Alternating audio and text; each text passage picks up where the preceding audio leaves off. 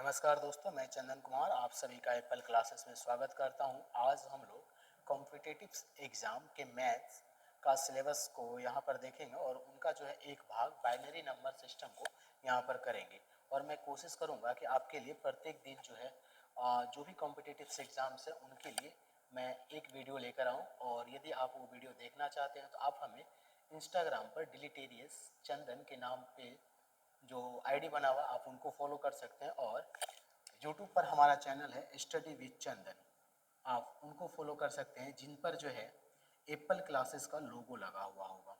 ठीक है, तो एप्पल क्लासेस के लोगो के साथ स्टडी विद चंदन नाम से चैनल है, आप उनको फॉलो कर सकते हैं। तो चलिए आज जो हम लोग बाइनरी सिस्टम्स जो भी अभी हाल फिलहाल में एक फॉर्म आया था आरआरबी एएलपी के लिए 2025 का, तो जिसमें लोको पायलट का था, तो उनका सिलेबस को अभी हम लोग यहाँ पे पूरा करेंगे और धीरे धीरे करेंगे। प्रत्येक दिन आपके लिए एक छोटा सा 2 मिनट 3 मिनट 4 मिनट का वीडियो लेकर आऊँगा। ठीक है, और कोशिश करूँगा कि वो वीडियो के माध्यम से आपका एक जो टॉपिक है वो टॉपिक को समाप्त कर दिया जाए या आपको समझा दिया जाए। ठीक है, तो उसी के तहत उसी के अंदर में आज हम लोग करते हैं बाइनरी नंबर सिस्टम्स। अब देखिए ये कंप्यूटर का जो है मूल भाषा है बाइनरी नंबर सिस्टम, ये कंप्यूटर का मूल भाषा है जिसका बेस जो है कितना होता है, बेस कितना होता है, बेस जिसको हम लोग आधार बोलते हैं, इंग्लिश में बेस बोला जाता है और हिंदी में क्या बोला जाता है, आधार। बाइनरी नंबर सिस्टम का आधार जो है ये कितना है, दो संख्याओं दो अंकों का है। ठीक है, अब दो अंक कौन कौन से हैं वो तो आपको देखने को मिलेगा 0 और 1। 0 मतलब नहीं होता है कंप्यूटर के भाषा में, और 1 मतलब क्या होता है, हाँ। एक मतलब क्या होता है, हाँ। तो 0 और 1 इन दोनों अंकों का उपयोग करके ही क्या बना है, बाइनरी नंबर सिस्टम बना है। और ये कंप्यूटर में उपयोग किया जाता है, जो भी कंप्यूटर सिस्टम्स है वो बाइनरी नंबर सिस्टम पर ही चलता है। और ये 0 1 की ही भाषा को समझते हैं। ठीक है, हाँ और नौ, और बाकी जो है 4 5 6 7 इनको ये नहीं समझते हैं। ठीक है, और एक जो है हम लोग जिसको प्रयोग करते हैं जिनमें कि हमारा नंबर सिस्टम में कितने अंक होते हैं, तो कुल 10 अंक होते हैं। जैसा कि आपको पता होगा 0 1 2 3 4 5 6 7 8 9, ये टोटल को आप जोड़िएगा तो आपको कितने हो जाएंगे, 10। तो उसको हम लोग बोलते हैं दशमलव संख्या, नंबर सिस्टम बोलेंगे। ठीक है, तो अब चलिए यहाँ पर हम लोग क्या करने वाले हैं कि बाइनरी नंबर सिस्टम दिया हुआ रहेगा तो उसको हम लोग दशमलव में किस प्रकार से बदलेंगे, और यदि दशमलव दिया हुआ रहेगा तो उसको बाइनरी में किस प्रकार से बदलेंगे वो चलिए देखते हैं। यदि मान लीजिए कि जो पिछले साल कुछ कॉम्पिटिटिव एग्जाम में पूछे गए हैं तो उनका प्रयोग करके हम आपको यहाँ पर समझाने का कोशिश करते हैं। ठीक है, उदाहरण के लिए देख लेते हैं। बाइनरी नंबर है आपका, बाइनरी नंबर, बाइनरी नंबर कितना दिया हुआ है, 1 0 1 1। ठीक है, और आपको जो है बोला है किसमें, इसका आधार कौन सा, दशमलव। ठीक है, किसमें, दशमलव संख्या में आपको बदलने के लिए बोला गया है। ठीक है, तो आप कैसे बदलेंगे इस संख्या को, तो ये देखिए अभी मैंने बताया कि बाइनरी नंबर में जो है ये कितना अंक होता है, इसमें 2 अंक होता है। और सॉरी, इन दोनों अंक को हम लोग क्या कहते हैं, बीट बोलते हैं। आप जो है मोबाइल का सुनते होंगे क्या, केबी एमबी या फिर जीबी, ये सब सुनते होंगे। ये पहले बहुत चलता था लेकिन आजकल उतना यूज में नहीं रहता है, क्योंकि आजकल फ्री हो जाता है या फिर 1.5 GB मिलता है। तो उनको पता होगा जो 1.5 GB यूज करते हैं, यदि पोस्ट पेड कोई सिम यूज कर रहा है तो उनको तो ज़्यादा पता भी नहीं होगा। ठीक है, उतना ध्यान भी नहीं रखता होगा।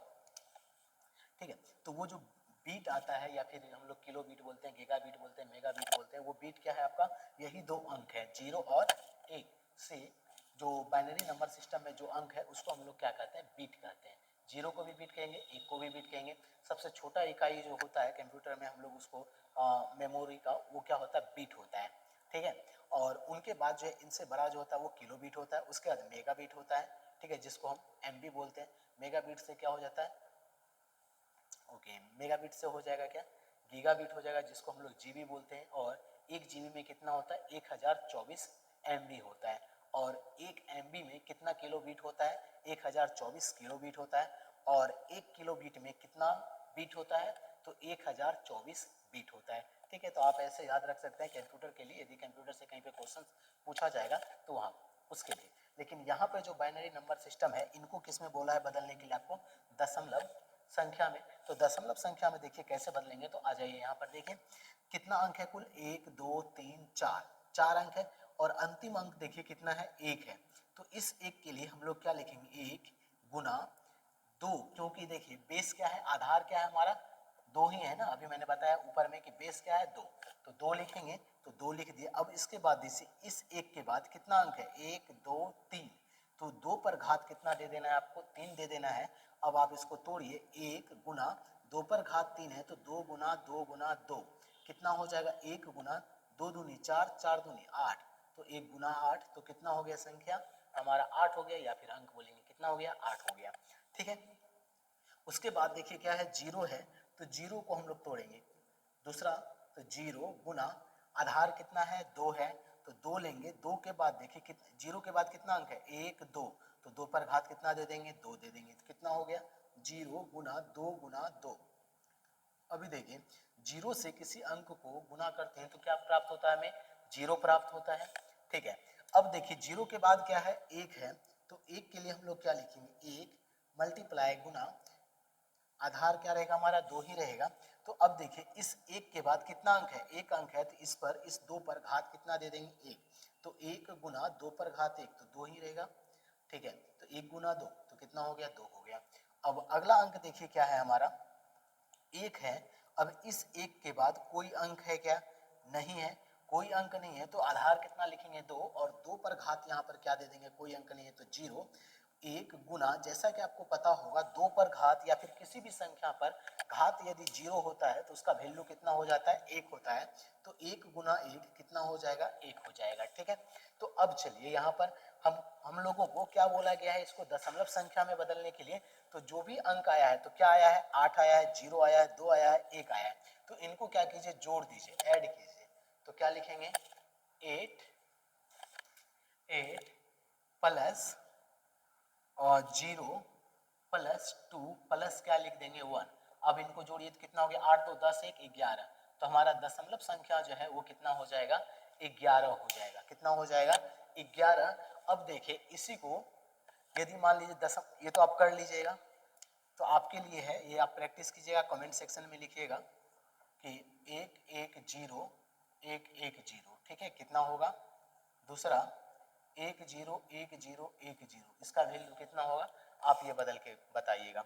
ठीक है, अब देखिए चलिए यहीं पे रखते हैं, क्योंकि ये आप दो को कीजिएगा वीडियो लंबा हो जाएगा, तो वीडियो को ख़त्म करते हैं यहीं पे।